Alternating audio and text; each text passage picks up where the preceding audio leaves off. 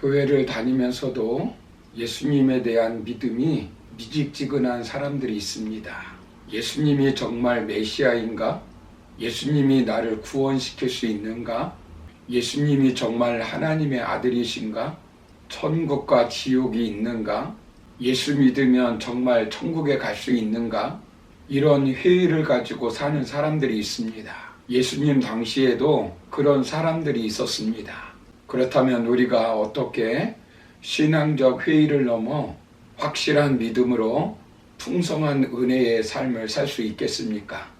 먼저는 우리는 믿음으로 편견을 뛰어넘어야 합니다. 예수님이 고향으로 가셨습니다. 예수님의 출생지는 베들레헴입니다. 그러나 예수님께서 30년 동안 성장하신 곳이 나사렛이기 때문에 고향이라고 기록하고 있습니다. 육신의 아버지 요셉과 어머니 마리아가 살던 곳입니다. 어릴 때 이곳에 친구들이 있었습니다. 예수님의 어릴 때의 모습을 다 기억하고 있는 사람들입니다. 이곳에 예수님께서 제자들을 데리고 가셨습니다.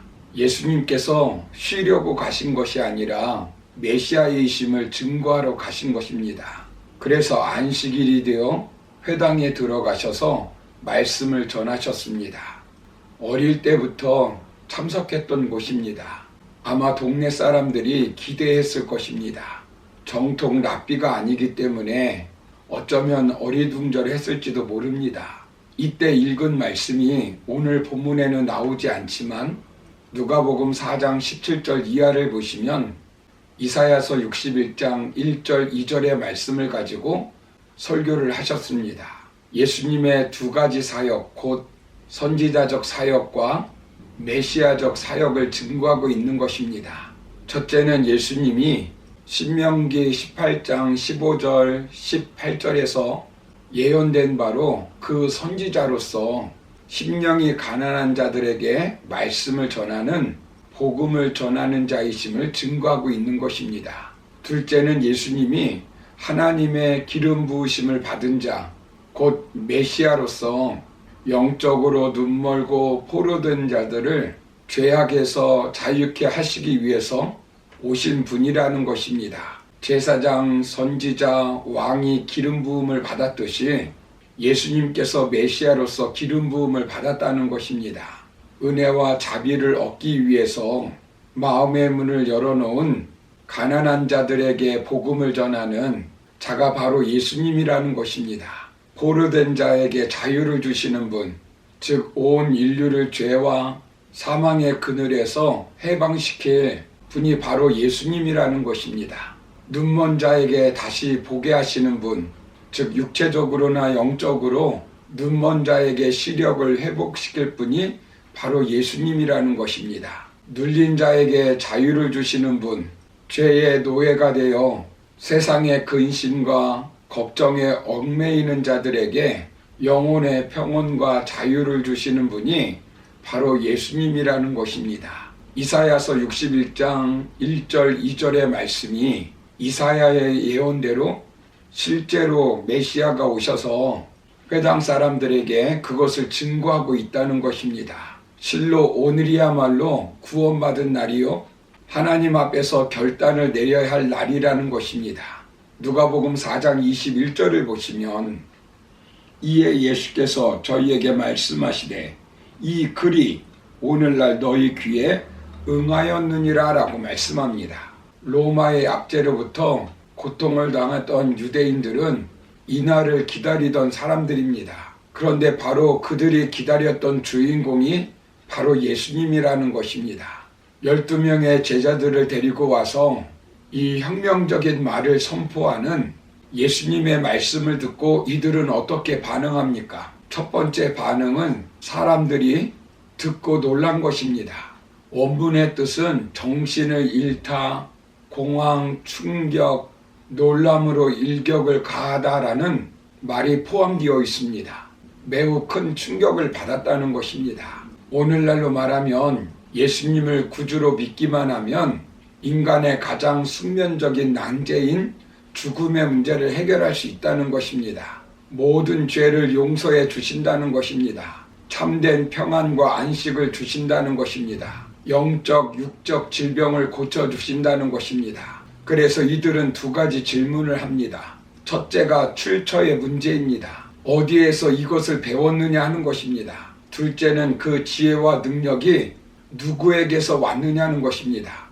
하나님의 지혜, 하나님의 권능이냐 아니면 사탄이 준 것이냐는 것입니다. 그들은 예수님의 30년 과정을 눈으로 지켜본 사람들입니다. 예수님의 주장에 의심의 눈으로 볼 수밖에 없는 환경에 놓여 있던 사람들입니다. 5장에서 귀신 들린 사람들도 믿었고 12의 혈루증 여인도 믿었고 죽은 딸이 살아난 것을 두 눈으로 목격한 회당장 야이로도 믿었습니다. 그런데 그들은 달랐습니다. 이제까지 한 번도 듣지 못한 예수님이 바로 메시아라는 사실을 직접 들었지만 탁월한 지혜와 권능을 직접 목격하였지만 그들은 오히려 그의 가르침과 그의 권능이 누구에게서 왔느냐, 그의 가르침과 그의 권능의 근원은 어디인가, 그것이 과연 하나님께로냐 사탄으로부터 온 것이냐라고 의심하고 있는 것입니다. 이것이 바로 신앙인과 비신앙인의 차이점입니다. 예수님의 초월적인 권능에 대하여 신앙인들은 놀람으로 무릎을 꿇습니다. 그러나 비신앙인은 놀람을 의심으로 받아들입니다. 왜 의심으로 받아들입니까? 어디에서 배우고 누구에게 나왔냐는 것은 결국 권위의 문제입니다. 그 권위를 인정할 수 없다는 것입니다. 신앙의 권위를 믿지 못하겠다는 것입니다. 예수님이 메시아라는 사실을 인정하면 놀람은 믿음으로 발전합니다. 요한복음 11장 26절을 보시면 예수께서 가라사대 나는 부활이요 생명이니 나를 믿는 자는 죽어도 살겠고 무릇 살아서 나를 믿는 자는 영원히 죽지 아니하리니 이것을 네가 믿느냐라고 말씀합니다. 창세전에 아버지와 함께 있었고 세상을 창조하셨고 아버지를 본 자는 나를 보았도다라고 말씀합니다. 사랑하는 성도 여러분, 예수님을 구주로 믿고 죽음으로부터 자유를 얻고 진정한 평화와 안식을 얻으려면 고정관념과 편견을 뛰어넘어야 합니다. 지금까지 내가 배우고 익힌 것이 전부가 아닙니다. 우리의 지식은 한계가 있는 것입니다. 이성을 초월한 믿음으로 예수님을 메시아로 받아들여야 합니다. 그들의 고정관념은 예수님이 사람이라는 것입니다. 그들은 이미 예수님에 대한 기적을 소문으로 들었습니다. 귀신을 내어 쫓고 혈루증 여인을 고쳐주고 죽은 자를 살리셨다는 소문을 들었을 것입니다. 그러나 그들은 예수님에 대하여 인성에 대한 지식은 가지고 있었지만 신성에 대하여 무지하였습니다. 예수님에 대하여 3번이나 이 사람이라고 말합니다. 하나님이라는 사실에 눈이 열리지 않은 것입니다. 믿음을 가져야 영안이 열리는 것입니다. 믿음을 가져야 예수님을 구주로 믿을 수 있는 것입니다. 그러므로 우리는 편견을 뛰어넘어 예수님이 참 구원자요 메시아요 하나님의 아들이심을 믿고 영생의 축복을 받는 저와 여러분의 삶이 되기를 주님의 이름으로 축원합니다. 감사합니다.